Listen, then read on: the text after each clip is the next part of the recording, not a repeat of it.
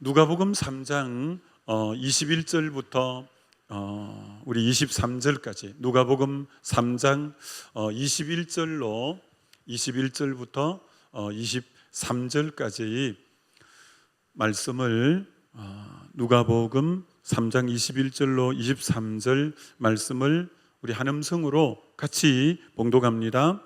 백성이 다 세례를 받을새 예수도 세례를 받으시고 기도하실 때에 하늘이 열리며 성령이 비둘기 같은 형체로 그의 위에 강림하시더니 하늘로부터 소리가 나기를 너는 내 사랑하는 아들이라 내가 너를 기뻐하노라 하시니라.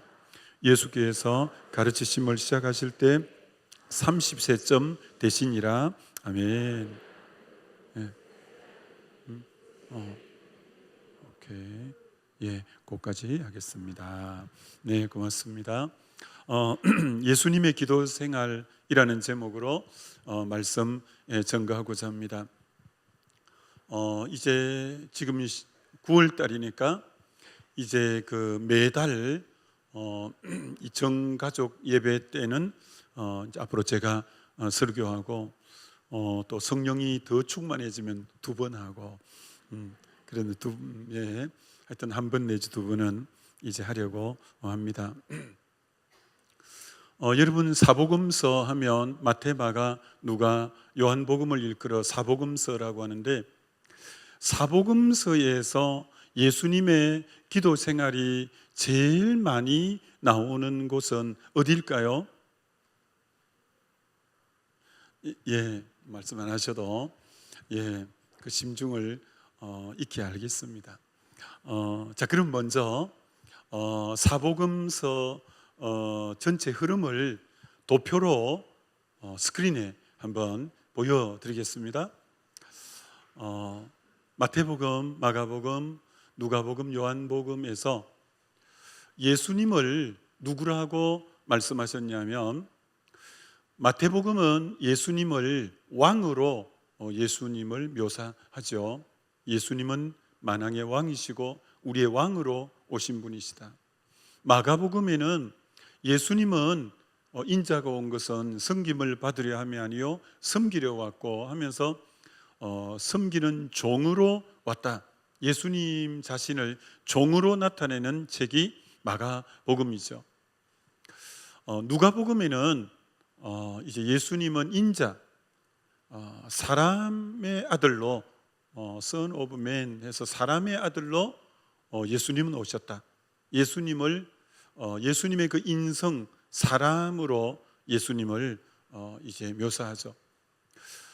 요한복음은 예수님을 하나님의 아들로 예수님의 신성 부분을 강조하는 책이 똑같은 이 복음서이지만, 마태는 예수님을 왕으로, 마가는 예수님을 종으로, 누가는 예수님을 인자와 사람, 그리고 요한복음은 이제 하나님의 아들, 이렇게 표현하고 있죠.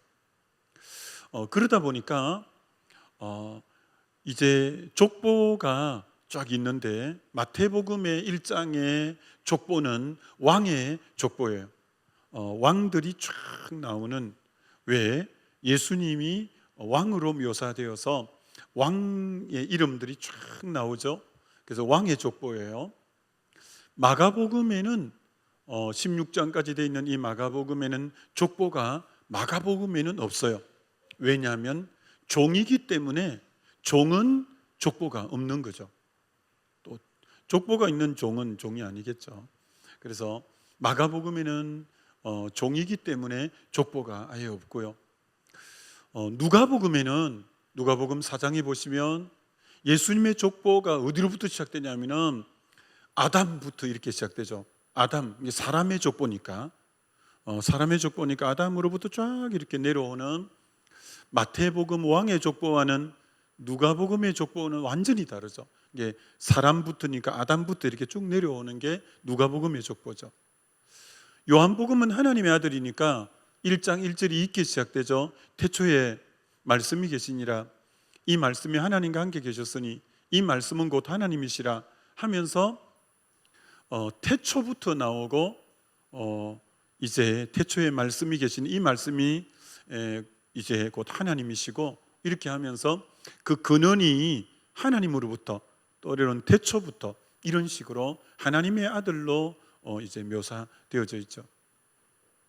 마태복음은 누구를 대상으로 그래도 쓰여졌냐면 이제 그 나라가 유대 땅이니까 유대인들을 중심으로 쓰여진 것이 마태복음이죠. 마태복음. 마가복음은 누구를 중심으로 쓰여졌냐면 로마의 지배하에 로마의 주둔 군인들이 유대 나라에 많이 있었습니다. 그래서 그 로마 군인들에게 복음을 전하기 위해서 마가복음이 기록되어졌죠. 누가복음은 이방인, 사마리아인, 여성, 소외된 자 이런 분들을 중심으로 그렇게 쓰여진 책이 이 누가복음입니다.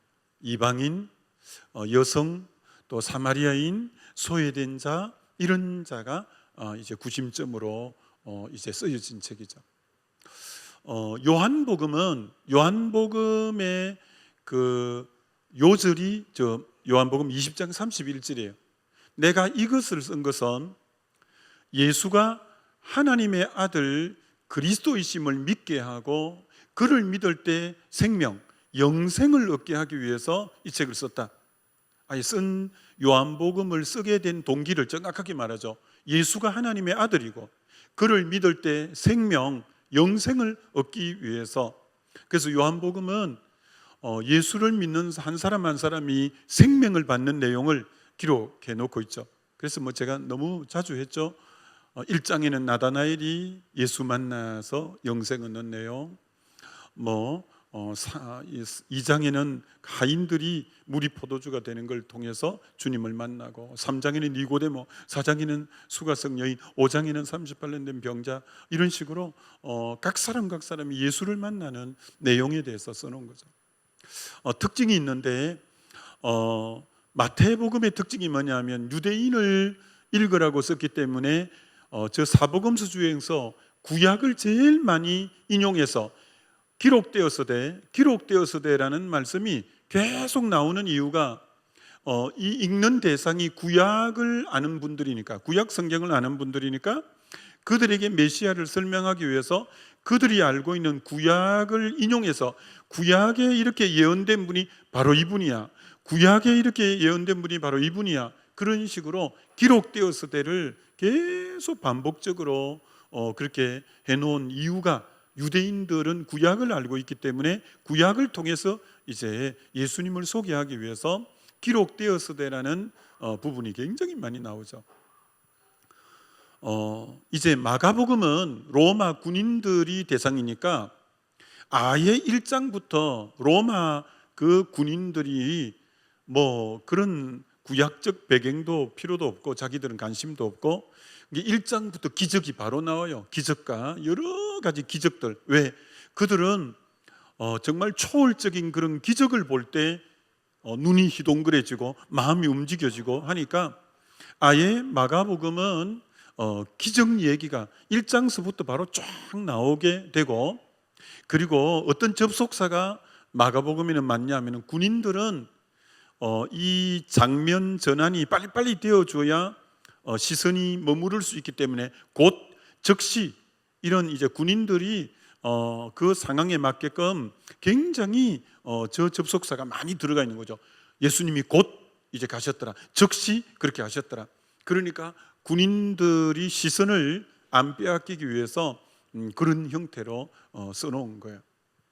누가복음은 이방인, 여성, 사마리아인, 소외된 그 죄인들, 그런 많은 분들이 읽기 위해 쓰여졌기 때문에 항상 주인공이 그런 분들을 중심으로 쓰여진 거죠.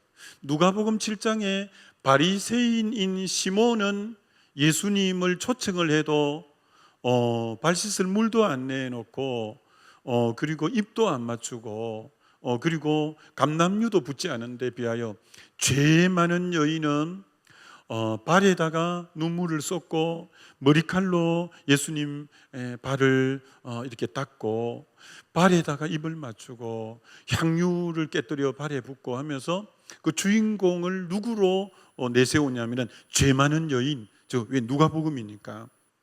10장에는 그 예루살렘에서 여리고로 내려가다가 강도를 만나 급한 죽게 중태에 빠졌는데 제사장도 지나가 버리고 레인도 지나가는데, 이 지금 누가복음이니까 사마리아인 사람이 여행 가다가 가던 길을 멈추고 그 상처난 부위를 싸매고 덧나지 않게 포도주를 붓고 알코올을 이렇게 소독을 하고 자기 나귀에 태워서 주막에 데려다 주면서 돌봐달라고, 부비가 더 들면 나중에 또 더 주겠다고.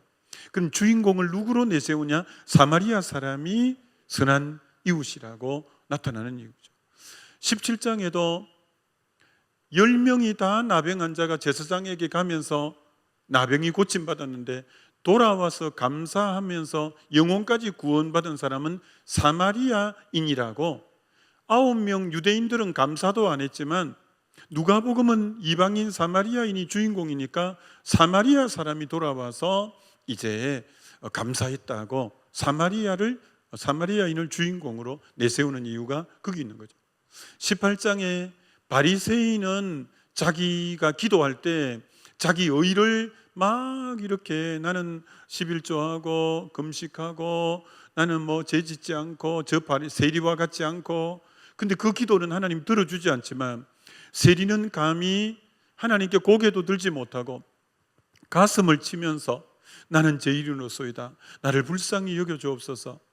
그래서 이 세리의 기도가 응답받고 세리가 의롭다함을 받는, 이게 소외된 자가 항상 주인공으로 등장하는 책이 바로 이 누가복음이라는 거예요. 이게 대상이 바로 그런 이방인, 소외된 자, 사마리아인, 여성, 이런 분들이 그들을 읽기 위해서 쓴 책이기 때문에 그런 분들을 계속 주인공으로 내세우는 이유가 거기 있는 거죠. 요한복음은 정말 앞에 있는 공간복음 세 권하고는 다르게 특별하게 이제 또 특색이 있는데, 예수님이 나는 뭐뭐이다, 이건 이제 에고 에이미라고 하고 영어로 I am으로 시작되는데, 출애굽기 3장에 모세가 하나님, 내가 바로에게 갔을 때 누가 보냈냐고 하면 누가 보냈다고 할까요? 라고 하나님의 당신이 누구냐고 물어요. 그때 하나님이 I am that I am, 나는 나야, 이렇게 그때 그 유명한 에고 에이미 I am이라고 하는 거예요. 그건 하나님만이 하실 수 있는 말씀이에요. 근데 신약에 와서 예수님이 똑같이 말씀하는 거예요. 나는 I am이라고, 나는 생명의 떡이야. 이게 이제 요한복음 6장, 8장에 나는 생명의 빛이야. 이게 계속 I am으로 다시 시작하죠. 그리고 10장에 나는 양의 문이고 선한 목자야. 11장에 나는 부활이요 생명이야. 14장에 나는 길이요 진리요 생명이야. 15장에 나는 참 포도나무야. 7번 예수님이 에고 에이미, 나는 뭐뭐이다, 이렇게 자신을 가장 정확하게 이렇게 쫙 피력하는 책이 이 요한복음인 거죠. 두 번째 특징이 뭐냐면 마태복음은 세리인 마태가 기록한 거예요. 이게 세리가 세간에 앉아서 돈을 모으는 사람이에요. 그러다 보니까 50원짜리는 50원짜리대로, 100원짜리는 100원짜리대로, 500원짜리는 500원짜리대로, 만원짜리는 만원짜리대로, 5천원짜리 5천원, 그리고 5만원짜리 5만원짜리대로, 이렇게 탁 이렇게 돈을 비슷한 것끼리, 같은 것끼리 쫙쫙쫙쫙 모아놓는 것처럼 자기 수준에 맞게 딱 썼어요. 그래서 마태복음은 어떻게 썼냐면 같은 내용끼리를 묶어놓은 책이 마태복음이에요. 예수님의 설교를 마태복음 5장, 6장, 7장에 산상수훈이라고 해서 예수님 설교를 5장, 6장, 7장에 다 묶어 놓은 거죠. 8장, 9장에 예수님의 기적을 8장, 9장에 다 묶어 놓은 거죠. 13장에 7가지 천국 비유를 거기 다 묶어 놓은 거죠. 근데 그 버릇이 500원짜리 1000원짜리 구분하는 거기라 갖고 종말에 대한 내용은 마태복음 24, 25장에 다 묶어 놓은 거죠. 그래서 이제 마태는 그렇게 마태복음은 연대기적으로 쓴 게 아니에요. 시간적으로 쓴 게 아니에요. 같은 것끼리 묶어 놓은 건데 거기서 또 연대기적으로 읽으면 또 안 되죠. 자, 저 사복음서 중에서 제일 먼저 기록되어진 것은 마가복음이에요. 또 마태복음 이러면 또 안 되겠습니다. 마가복음이 저 네 권 중에서는 맨 먼저 기록된 책이 마가복음이다라는 거예요. 누가복음은 바로 1장 1절에 이 예수님의 행적에 대해서 기록한 사람이 많은데 이 누가도 처음부터 자세히 기록했다고 하면서 순서대로 시간별로 쫙 연대기적으로 기록한 책은 누가복음이에요. 그러니까 예수님의 이 시간적인 연대를 따라서 정확하게 기록한 것은 누가복음이 바로 시간 순서대로 이렇게 쭉 기록한 책은 누가복음이다, 이렇게 보면 돼요. 근데 저 사복음서의 차이점이 뭐냐면 누가만 이방인이에요. 나머지 세 분들은 다 유대인이에요. 여러분, 유대인은 어떤 언어가 뭐냐면 히브리어잖아요. 이방인들은 헬라어가 자기 모국어예요. 그러니까 신약은 헬라어로 기록됐는데 이방인이 자기가 늘 자주 쓰는 헬라어로 기록한 책은 누가복음이에요. 그래서 누가복음의 필체가 가장 아름답고 가장 자연스럽고 가장 정확한 표현을 한 책이 누가복음이에요. 왜? 미국 사람이 영어로 말을 하고 글을 쓰는 거하고 한국 사람이 영어를 배워갖고 영어를 쓰고 영어 어떤 시를 쓴다든지 글을 쓰는 거하고 어감이 다른 것처럼 헬라인이 헬라어로 쓴 책이 누가복음이에요. 그래서 성화 명작들은 전부 어디를 원본으로 해서 그림을 그리냐면 아주 자세하게 그 상황 설명을 아주 자연스럽게 표현한 누가복음이 모든 명작을 그릴 때에 어느 책을 중심으로 명작을 그리느냐면은 누가복음이에요. 그게 왜? 헬라인이 헬라어로 써서 문장이나 표현이 가장 자연스럽고 가장 정확하고 가장 빈틈없이 아름답게 잘 쓰여진 책이라서 누가복음이 제일 매끈하게 쓰여졌기 때문에 이제 그렇게 되는 거죠. 요한복음은 어떤 식으로 쓰여졌냐면 다른 이 공간복음에는 예수님의 기적이라고 하고 이사라고 하고 이렇게 표현하지만 미러클이라고 표현하지만 요한복음은 기적이라고 표현 안 하고 표적이라고 표현하는 책은 요한복음이에요.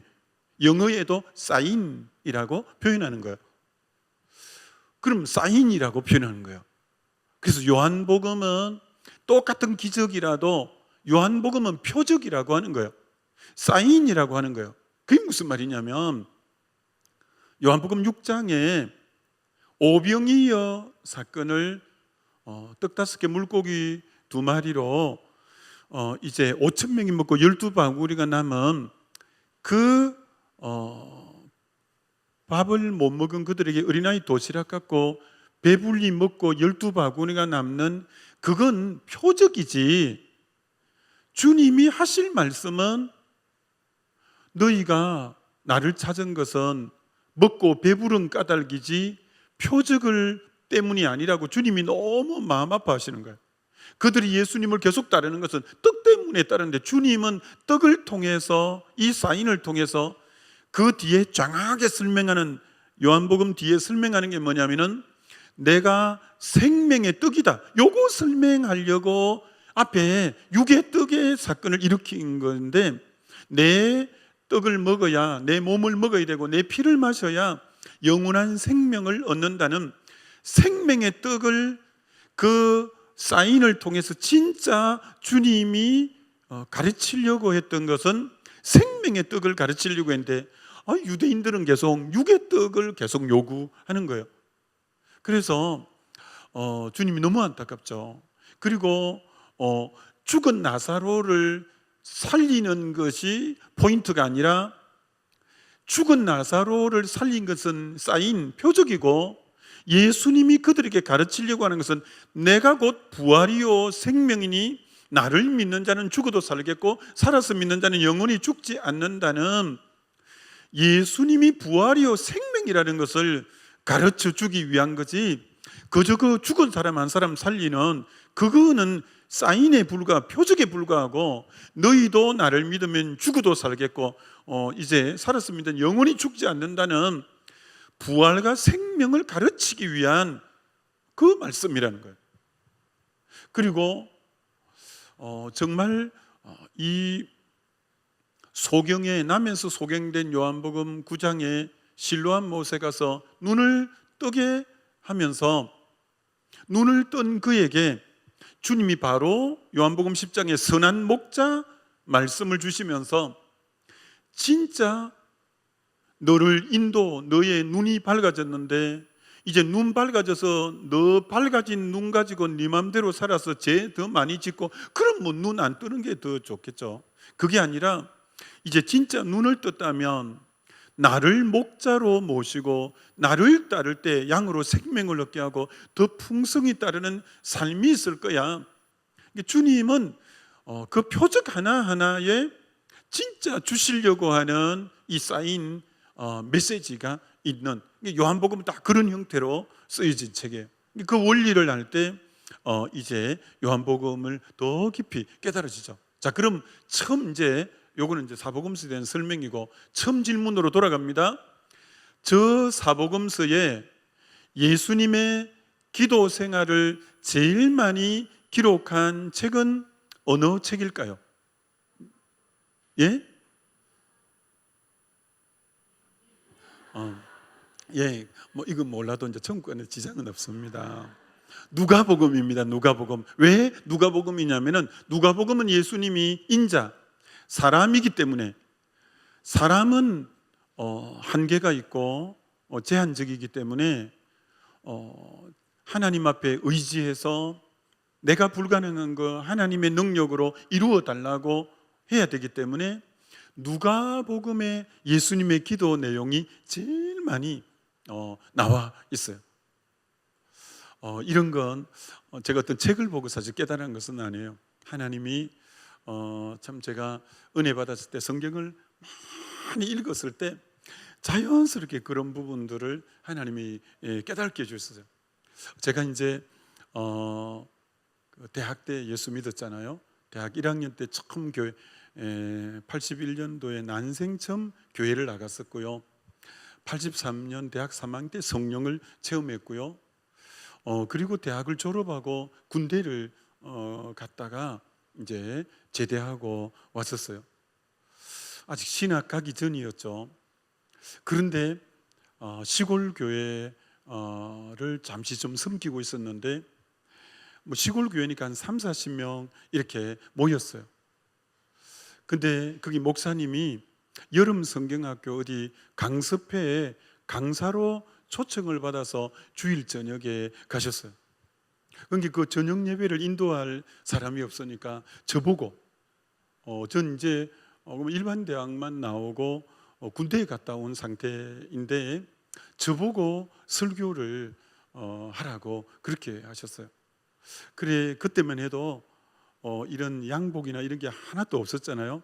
그래서 이제 강대상이 있으니까 목사님의 와이셔츠를 입고 밑에는 추리닝 바지, 왜냐하면 강대상이 있으니까 안 보이니까 이제 밑에는 추리닝을 입고 목사님 와이셔츠를 입고, 그때 제가 성경을 뭐 너무너무 많이 볼 때니까요. 그때 설교 제목이 예수님의 기도 생활, 누가복음의 기도마다 다 체크해서 이렇게 이제 해가지고 예수님의 기도 생활이라는 설교를 했어요. 근데 그 저녁에 보통 3, 40명이 항상 예배를 이렇게 드렸는데 양복을 입은 점잖은 어른 세 분이 예배 시작할 때, 목사님도 안 계시는데 세상에, 지금 밑에 추리닝 받고 있고 위에만 딱 이제 와이셔츠 넥타이 안 매고 와이셔츠 차림으로 그리고 추리닝 밖으로 이 와이셔츠를 내고, 그러나 그쪽에서 보면 그래도 제법 단정하게 이제 안 보이니까 근데 어떤 신사 세 분이 이분들이 오신 거예요. 그분들이 김천에서 우리 그 목사님을 청빙하기 위해서 설교를 들어보기 위해서 오신 거예요. 그래서 이제 제 설교를 들은 거예요.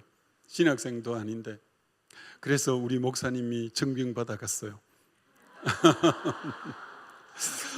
청빙받아 갔어요. 청년이 저렇게 하는데 목사님이라면 얼마나 더 잘하겠나 해갖고 모시고 갔어요. 참 그런 에피소드가 있었습니다. 하여튼 그랬는데요. 자, 누가복음이 제일 예수님이 기도를 많이 하셨는데, 자, 오늘 그 23절에 예수님이 공생애를 시작하실 때 나이가 나오죠. 예수께서 가르치심을 시작하실 때에 30세쯤 됨이라. 그럼 여러분 30세쯤 됨이라고 예수님이 이제 공생애 출발 이제 이 나이가 나옵니다. 그죠? 그럼 공생애를 3년이라고 하는데 성경에 33세라고 나온 것은 한 군데도 없어요. 그런데 어떻게 예수님의 공생애를 3년이라고 말하는 이유가 뭘까요? 뭐라고요?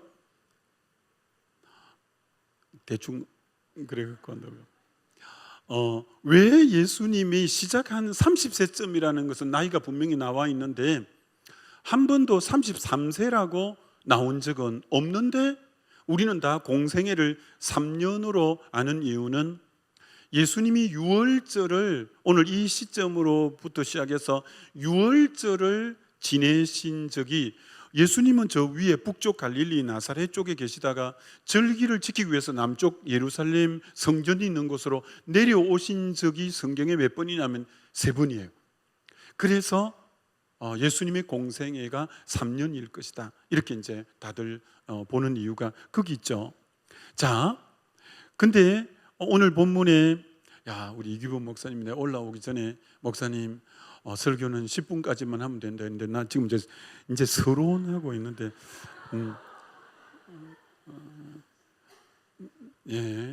하여튼 감동되는 대로 하겠습니다.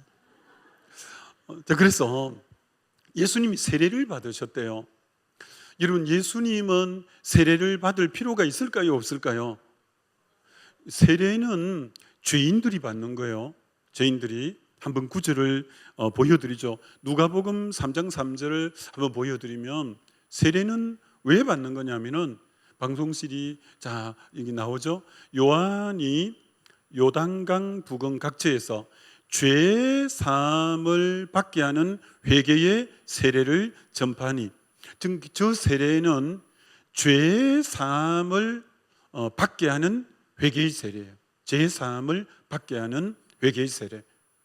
그러니까 죄 사함하고 회개하고 세례는 굉장히 밀접한 연관이 있죠. 똑같은 구절을, 다른 구절을 한번 보여드리면, 사도행전 2장 28절을 보여드리면, 베드로가 이르되 너희가 회개하여 각각 예수 그리스도의 이름으로 세례를 받고, 회개, 죄를 회개하는 것하고 세례하고가 붙어 있는 거예요, 항상.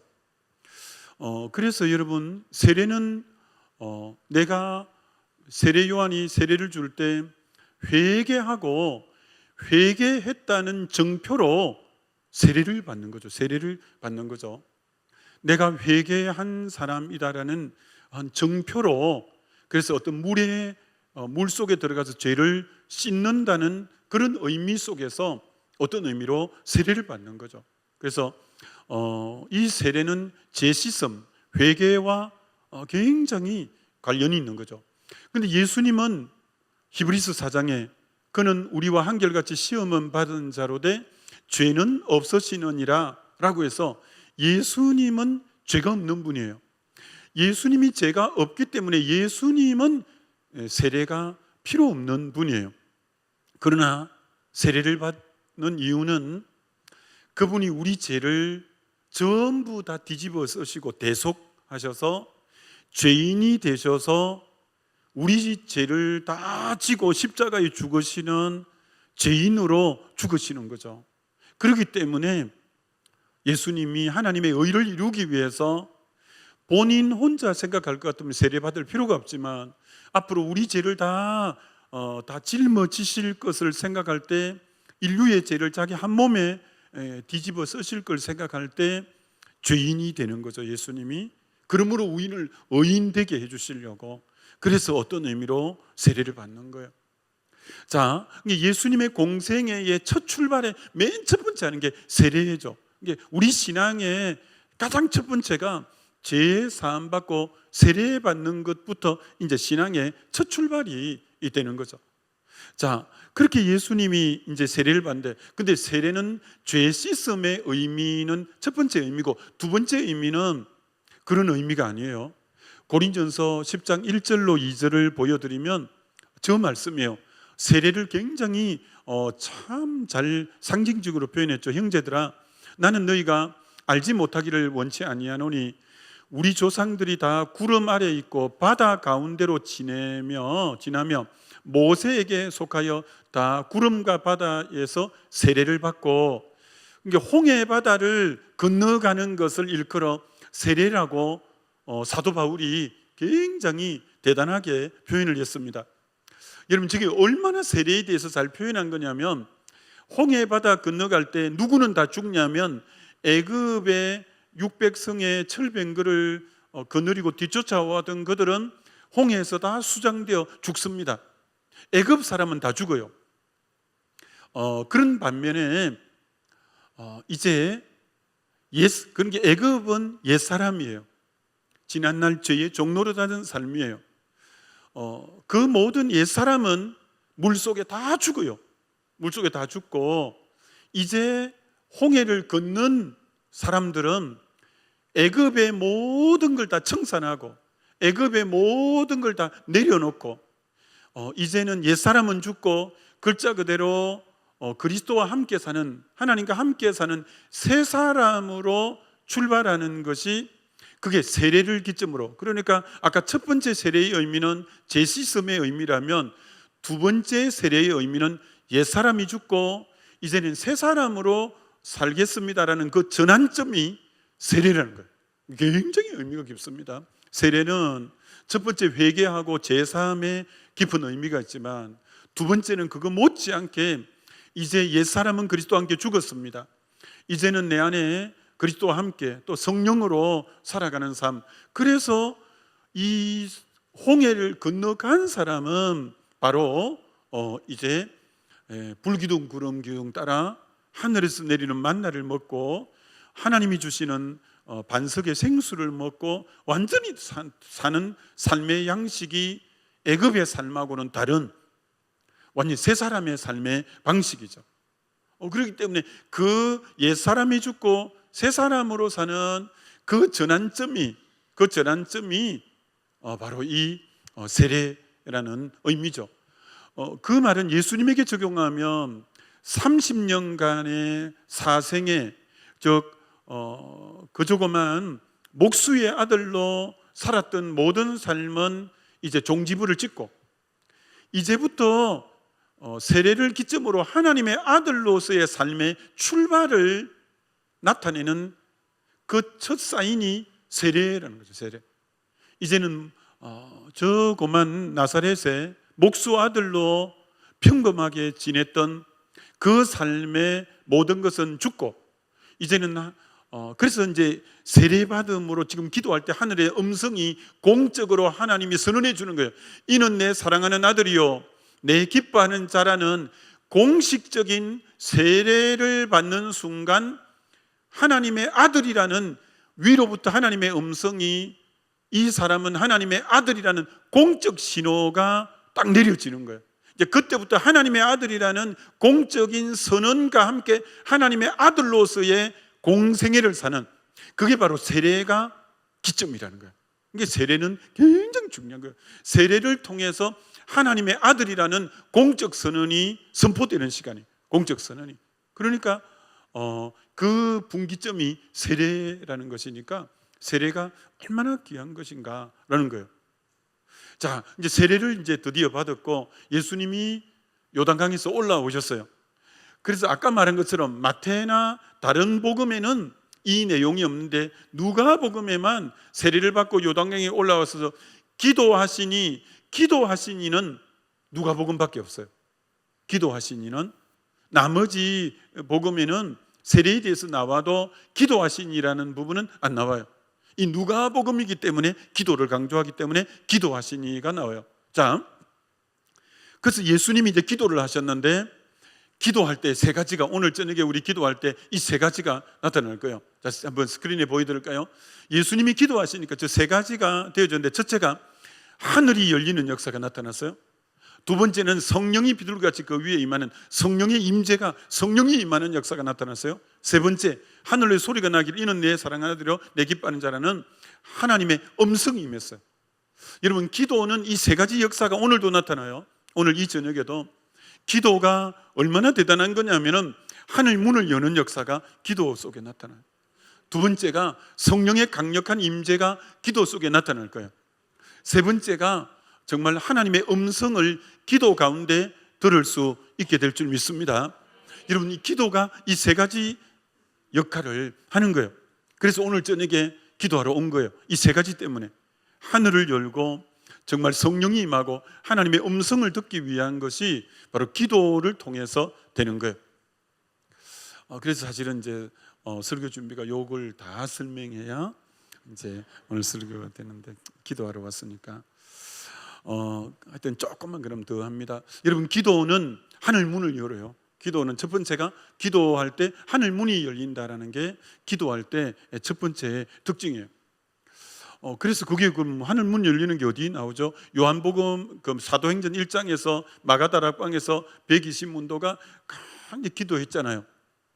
근데 이런 성령이 어디서부터 사도행전 2장에 위로부터 하늘로부터 임하는 거예요. 하늘로부터. 여러분 기도가 뭘 열었냐면 하늘 문을 열은 거예요. 그래서 성령은 여러분 땅으로부터 온 거 아닙니다. 옆으로부터 온 거 아닙니다. 성령은 하늘 문이 열리면서 임한 거예요. 근데 그 하늘 문을 뭐가 열었냐면 기도가 연 거예요. 여러분 오늘 이 밤에 우리가 기도할 때 하늘 문이 열리는 역사가 일어날 줄 믿습니다. 여러분 성경에 창세기부터 계시록까지 땅의 문제는 하늘이 열릴 때 땅의 문제가 해결돼요. 그 전부 그런 내용이에요.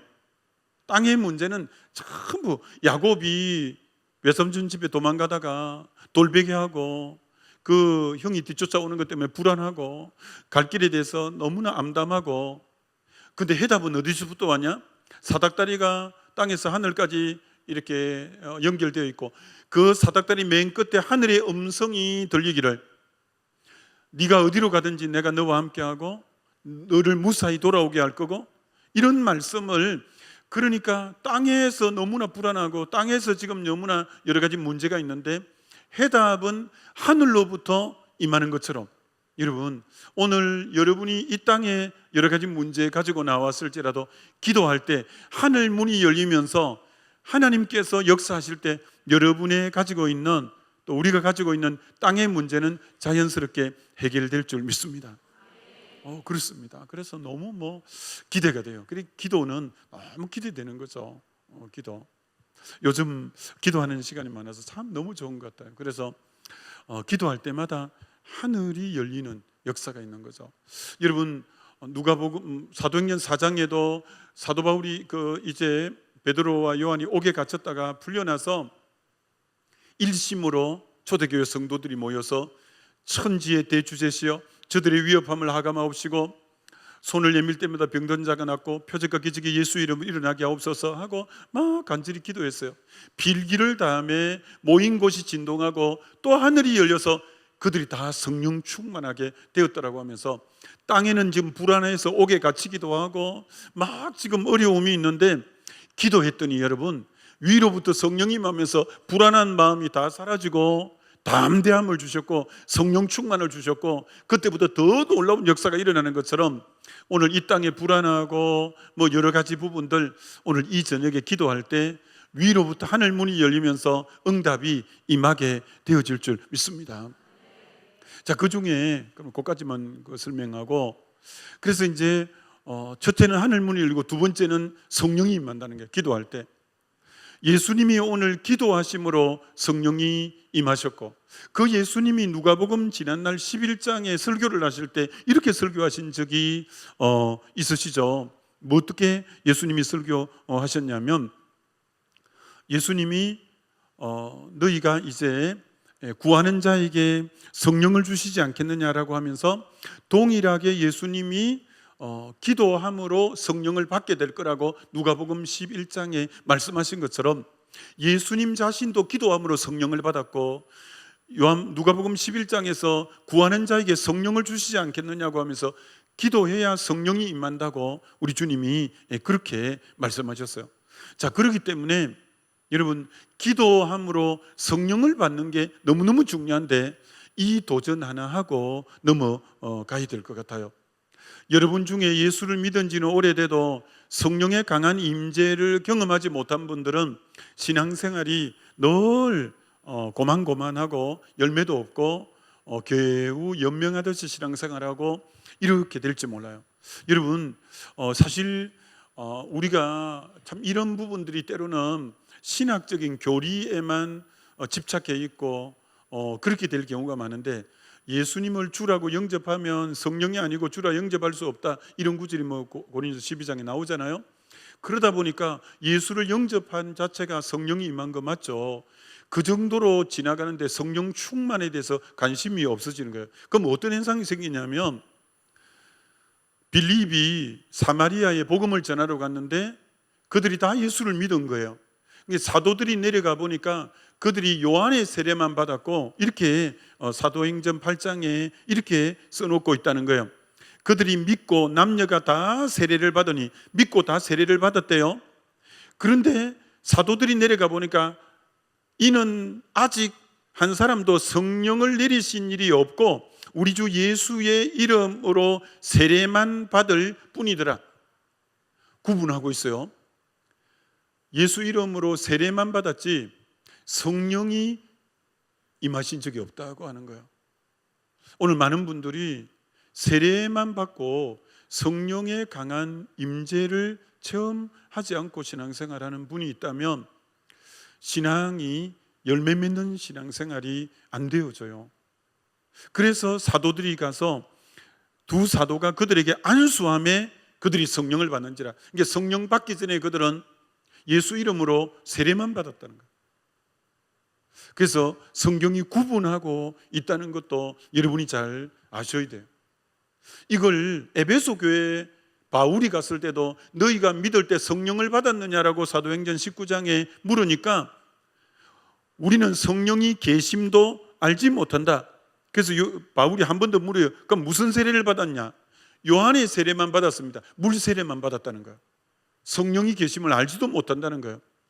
그래서 바울이 안수하니까 성령이 그들에게 임하여 방언도 하고 예언도 하니, 그래서 자칫하면 혹 여러분 중에 물 세례만 받고 성령 세례의 강력한, 즉 쉽게 말하면 충만을 받지 못한 분이 있다면 그렇게 신앙생활하면 이 열매가 아주 조금 미미한 거예요. 그래서 여러분 중에 요한의 세례만 받고 이 성령 세례의 강력한 기름 부음이 없이는 하나님 앞에 귀하게, 그래서 예수님이 신신당부한 게 뭐냐면은 이미 요한의 세례를 받은 그들에게 예루살렘 떠나지 마라. 몇 날이 못 돼서 성령이 임할 건데 성령이 임해야 권능을 받고 내 증인이 될 수 있다. 이미 요한의 물세례 받은 그들에게 예수님이 그렇게 신신당부한 게 예루살렘 떠나면 안 된다. 몇 날이 못 돼 성령이 임할 거다. 성령이 임해야 권능을 받고 내 증인이 될 수 있어. 그렇게 강조한 거죠.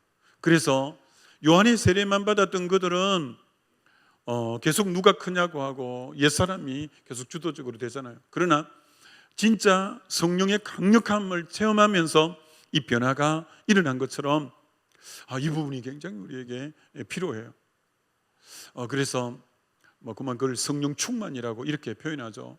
우리에게 성령 충만을 체험하는 부분이 굉장히 필요한 거죠. 그래서 오늘 이 저녁에 저와 여러분이 기도할 때 성령의 충만을 위해서 기도하는 자세가 너무너무 필요하다는 거예요. 그래서 여러분 사도행전에 보면 사도들이 얼마나 성령과 동업을 하느냐면 사도행전 15장에 베드로가 나와서 이렇게 말합니다. 성령과 우리는 이방인들이 이 요긴한 것만 이제 하고 네 가지만 하지 말고 나머지는 했으면 좋겠을 때 표현을 성령과 우리는 이렇게 표현해요. 그러니까 오늘 저와 여러분도 자주 이걸 표현할 수 있어요. 성령과 우리는. 그래서 이게 아주 자연스러운 표현 방식이 돼야 돼요. 여러분이 교회 학교 교사를 하던 어떤 부분의 작은 리더를 구역장을 할 때도 성령과 우리는 이번에 오늘 이렇게 합니다. 그래서 언제나 여러분의 사역의 진짜 동력자요 주체자가 성령이 되도록. 그래서 사실은 여러분 그런 의미에서 사도 바울이 쓴 몇몇 구절만 볼 때 얼마나 성령에 붙잡혔는지 몇몇 구절만 한번 보여드릴까요? 골로새서 1장 29절 제가 자주 쓰는 부분이잖아요. 방송실에서 보여드리죠. 나도 내 속에 능력으로 역사하시는 이의 역사심을 따라 힘을 다하여 수고한다. 이게 바울 자체가 힘을 다하여 수고하는 게 아니에요. 자기 안에 성령의 그 역사심을 따라서 자기는 거기에 반응하는 거지. 자기가 주체가 아니에요. 내 안에 능력으로 들어오신 성령님의 일하심, 역사가 일하심에 따라서 내가 힘을 다하여 수고하는. 바울 사역의 주체는 자기가 아니라 성령이 자기를 강력하게 이끌어갈 때 거기에 반응하는 게 힘을 다하여 수고하는 거예요. 언제나 사역의 주체가 성령이시라는 걸 너무나 생생하게 말하고 있잖아요. 빌립보서 2장 13절도 우리가 너무 잘 아는 구절, 너희 안에 행하시는 이는 하나님이시니 자기의 기쁘신 뜻을 너희에게 소원을 두고 행한다는 것처럼 우리 안에 행하시는 분이 하나님이라는 거예요. 이게 성령님을 그렇게도 표현하는 거죠.